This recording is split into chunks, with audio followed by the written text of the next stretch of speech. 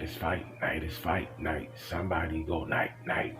Yeah, we back. It's your boy Real Talk Live, baby. We back at it, man. Salute to everybody, man. It's glad to be back. Like you said, man, your boy is essential. Been working like a madman. That is the only reason why content has not been out, man. So if you support your essential workers, man, subscribe. Don't forget to turn on notifications so when the videos drop, you guys are first in line to get them.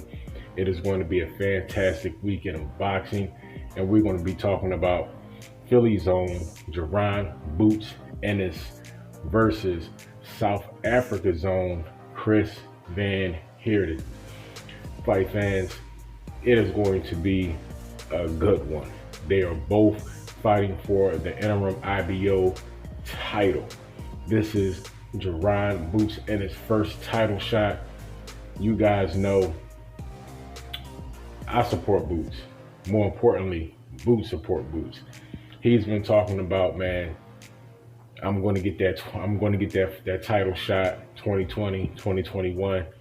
It is right before 2021, ladies and gentlemen, and this is his first title shot.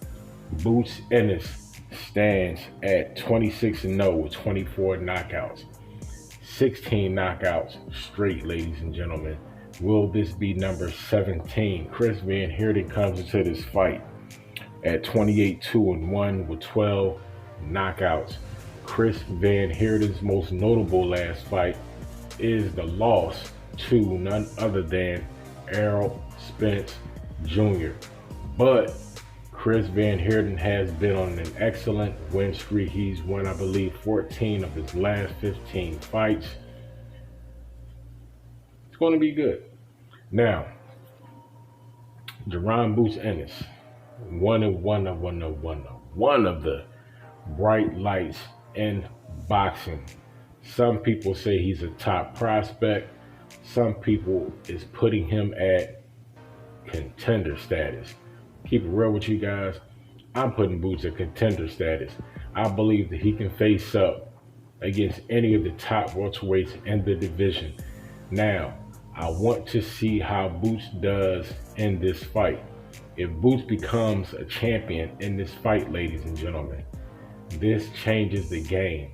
Now he's not only a champion, he's a belt holder, and that means he can start making some power moves. He can have some weight when he's starting to talk about these top guys. He wants the Terrence Crawfords of the world. He wants the Errol Spencers of the world. These are the fights, that Boots is looking for. Now, if he becomes the IBO champion, I want to see not only who's going to be the first to congratulate him, because sometimes, often in boxing, man, the first ones that congratulate you is the one that want to set up a fight with you. So I want to see who's going to step up, show him that love, but also who steps up and say, good job, youngin'. Now, if you really want to step into the big leagues, fight me. Who's going to be that guy? Sean Porter. Who's going to be that guy? Errol Spence. Who's going to be that guy? Mikey Garcia? You know what I'm saying? Keith Thurman? Terrence Crawford? Now, Boots have pretty much called out typically Spence and Crawford. He hasn't mentioned Danny Garcia, the Thurmans, the Porters. He hasn't mentioned these guys because he believes that they're a threat. He mentions those two top guys because those are the two top guys. He wants to go after the top guys in the division. He doesn't believe and feel as though he has to work his way up. He feels as though he can compete at the highest level right now. And I told you guys for a while now, if you look at Boots' talent, if you look at his charisma, his energy, what he brings to the table, being able to switch, he's as accurate and deadly orthodox as he is southpaw. He has stopped his last 16 opponents by knockout. That is not somebody playing around in the division. That is somebody that is making not only a way for themselves, not only making a name for themselves, but who is somebody who is going to be a problem for some time to come. Now, Boots, I believe, once he becomes a champion, if he becomes champion, this is boxing. Always got to give respect to the other guy. You never know, man. He can land a punch. The fight can go a totally different way. Have people thinking and viewing somebody else's future in a totally different way. So, as talented as Boots is, let's not disrespect Chris Van Heerden. Like I said, he's won 14 out of his last 15 fights. And in boxing, every fight is a battle. Any fight, every fight has the possibility and capabilities of hurting somebody and hurting someone's career for the longevity of their career. So you never count anybody out and you never overlook the guy in front of you. So always show respect, ladies and gentlemen. But Jaron Boots Ennis, he has the tools. I told you guys, go back and look at my previous videos. While you're at it, don't forget to like, comment, and subscribe. He has the tools to defeat anybody in the division. Will it be easy? No fight is easy. Now, if a fighter makes a fight look easy, that's because he not only trained his ass off, but he fought a great fight. Once you train, because some people say the victories start in the gym. Very true. Jaron Boots Ennis, shout out to his father, Bozzy Ennis. Shout out to the dungeon in Philadelphia. You know what I'm saying? Philly all day, man. Stand up. Possibly Philly about to get another champion. We're going to see come December 19th. Tune in. Showtime.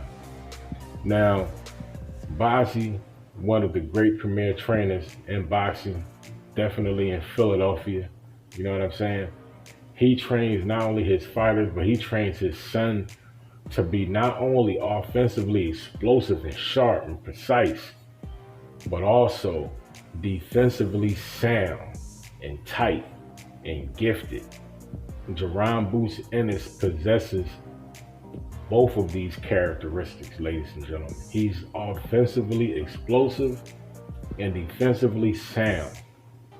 Now, going up against and calling out top opposition like the Terrence Crawfords in the world, the Errol Spence Jr.'s of the world. If you don't possess these two characteristics, I'm sorry, but you are not going to win. Errol Spence Jr. in his last outing with Danny Swift Garcia, also from Philadelphia. Salute. I told you guys, go back and watch the previous videos. If Danny could not get around Errol Spence's jab and take it to him, get on the inside, beat him up, rough it up, make it uncomfortable for Spence, it was going to be a long night. Now, if you look at the post-fight presser, look at Danny Garcia's face. He didn't follow my game plan. I don't know if he followed their game plan. Because if his game plan and if their game plan, meaning his father, Crazy Angel Garcia, game plan was to go in there and get beat up, then guess what? Job well done. Because that's what happened. Errol Spence pummeled Danny Garcia majority of the fight, utilizing that excellent jab.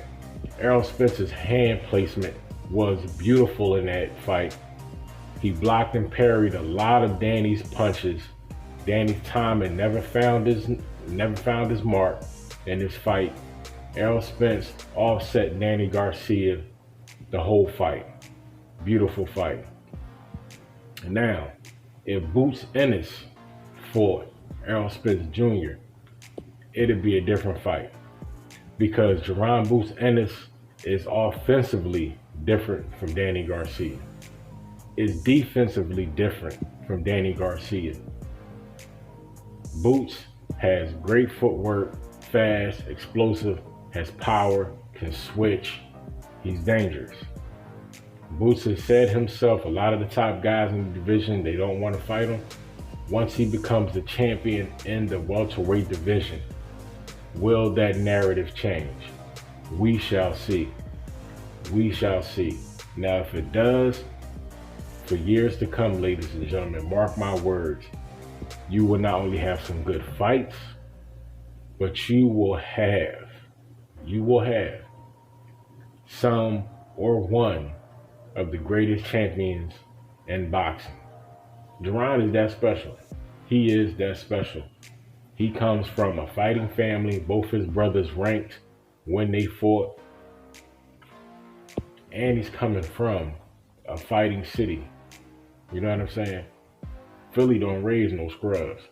Now, I just got finished talking about this with actually one of my subs about real quickly, because this is about Boots. But we're going to talk real quickly about Danny Garcia and his father, Angel, Crazy Angel, aka Garcia.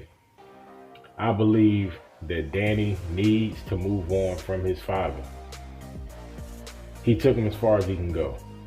Danny needs to add aspects to his game that I believe his father cannot develop. You know what I mean? He needs to get better defensively, and also offensively, he has to improve. Danny needs to start letting his hands go. He has to stop depending on trying to get that lucky left hook. You know what I mean? Keep on further developing that right hand and that left hand. And he has to let his hands go. And he has to learn some more and better aspects as far as his defense. He has to get better on his feet, and his upper body movement needs to improve. Now, the clash of the Philly Titans.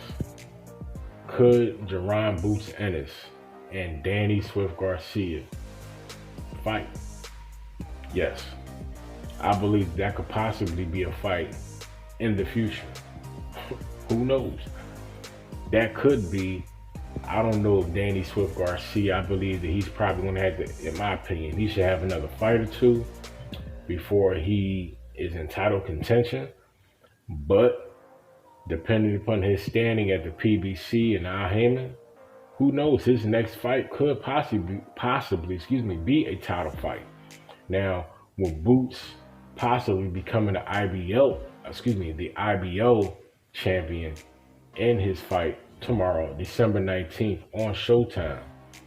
If that fight ever happens, it'll probably be in a year or so. Now, in that fight, to be honest with you, Boots will outclass Danny Garcia. If Danny Garcia does not improve on the aspects that I just spoke of, especially if he does not get a new trainer like I spoke of, then you will see the same results. He will continue to lose unless he fights inferior competition. If he fights the top guys, Danny Garcia is going to struggle and he's going to lose, because the top guys in the welterweight division are extremely talented. They're offensively gifted. They're defensively gifted. You can't come into a fight facing these guys and you only have one facet of that talent, meaning you're good offensively but your defense sucks, or you're sound defensively and your offense sucks. No, you have to possess both characteristics in order to succeed in a welterweight division. The welterweight division, like the lightweight division, is submerged in talent. In order to stand out from that talent, you have to have all the tools in your toolbox. You got to do everything. You have to outclass these guys. You know what I'm saying? That's why Teofimo Lopez, shout out to the champ, went in there and did his thing against Vasily Lomachenko. You have to have all the tools, offense, defense. You got to put everything together with your footwork. That's how you become successful in these fights. So, ladies and gentlemen, Jaron Boots Ennis, the keys for him to win this fight is for him to keep not only doing what he's been doing, because he's been improving fight after fight, never coming into the same fight looking the same. So he needs to just keep doing what he's doing, continue to improve. Like he said, stay sharp, stay fast, stay humble, keep the defense tight. You know what I mean? And the aspects of his game offensively keep improving, because Boots can switch. So he has tools in the orthodox stance. He has tools in the southpaw stance. He has things that he does in the ring that is very special. Now, if you can't offset these things, if you are the opponent of Jaron Boots Ennis, you are in for a long night because he's fast, he's explosive, he's sharp, and he has power. So he can come at you from various angles. He likes to showboat, but at the same time, he still remains defensively sound. He doesn't just get in there and do a lot of showboating and be slick. No. Boots is always sharp, always on point. And if he ever loses that will be to his detriment. But I don't think he's going to lose that in this fight. Shout out to Chris Van Heerden. Matter of fact, shout out to South Africa. Salute. But if he does not come into this fight not only physically ready, but mentally ready, because you can't come into this fight thinking of domination, because that's not going to happen.